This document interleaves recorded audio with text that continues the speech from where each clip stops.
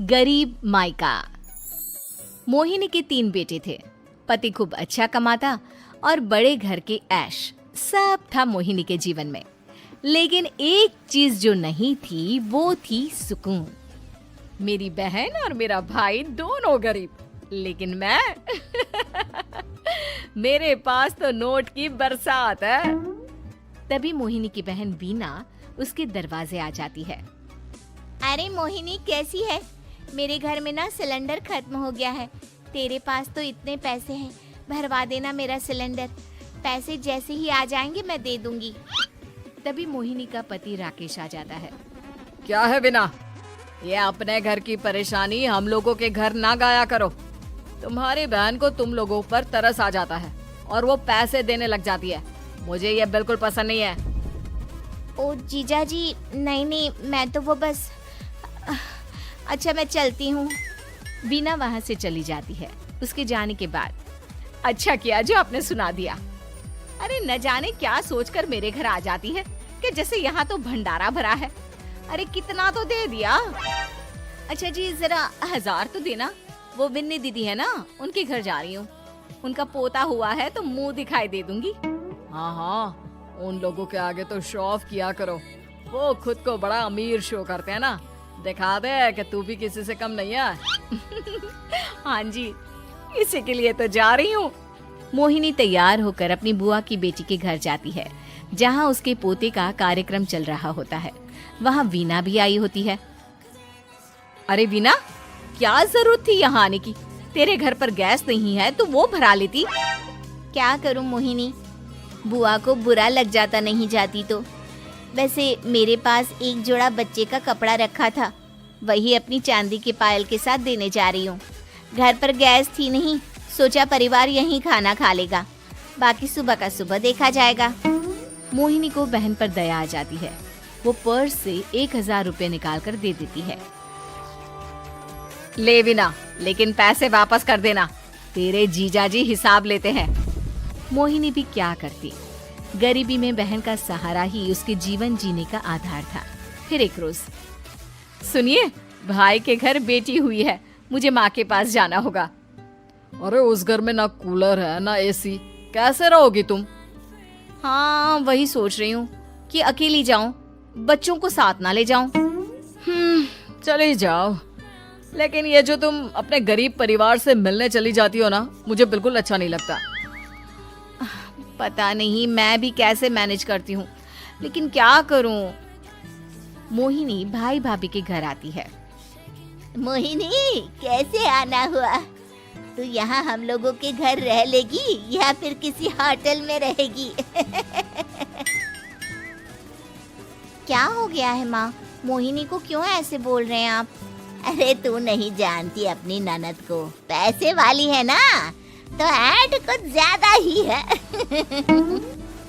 मोहिनी को माँ की बात का बुरा नहीं लगता है, क्योंकि उसे पता ही नहीं चलता कि माँ उसे जली कटी सुना रही है।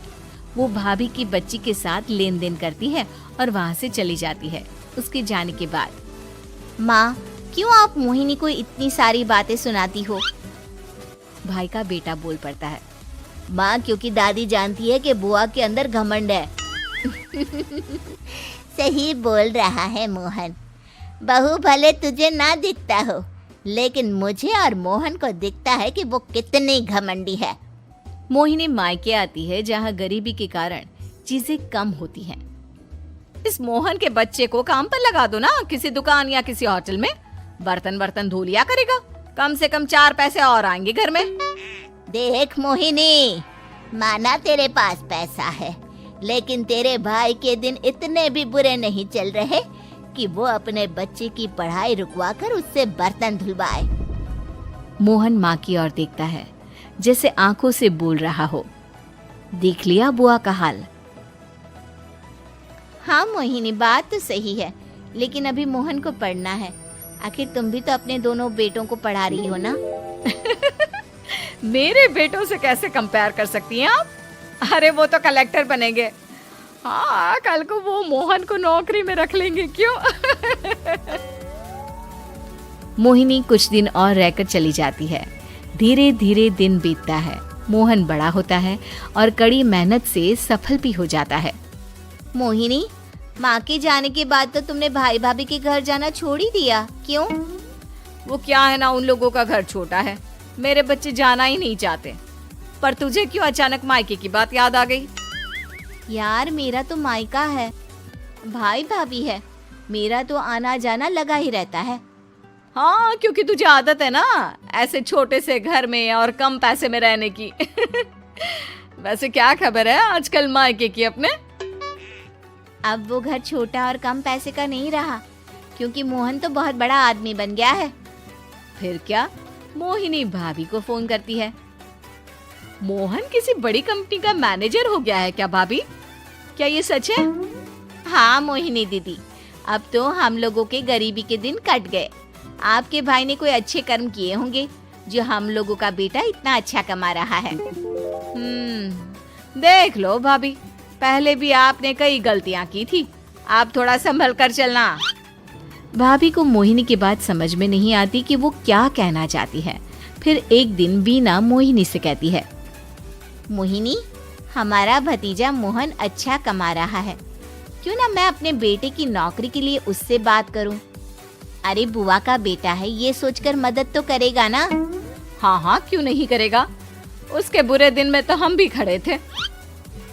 मोहन को वीना फोन करती है और अपने बेटे की मदद करने की बात करती है। हाँ हाँ बुआ, क्यों नहीं, आप सिद्धार्थ को भेज दें, मैं अपनी ही कंपनी में उसकी नौकरी करवा देता हूँ। दिन बीतते हैं, अब वीना के हालात भी अच्छे हो जाते हैं। क्या बात है वीना, तूने भी कार ले ली, वो भी इतनी अच्छी। हाँ मोहिनी, अपने भतीजे के कारण तो हम लोगों के दिन अच्छे हो गए।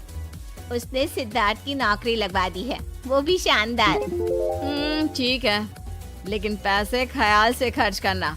वो क्या है ना, पैसे आने आसान है लेकिन संभालने मुश्किल। मोहिनी घर पर अपने पति से बात करती है।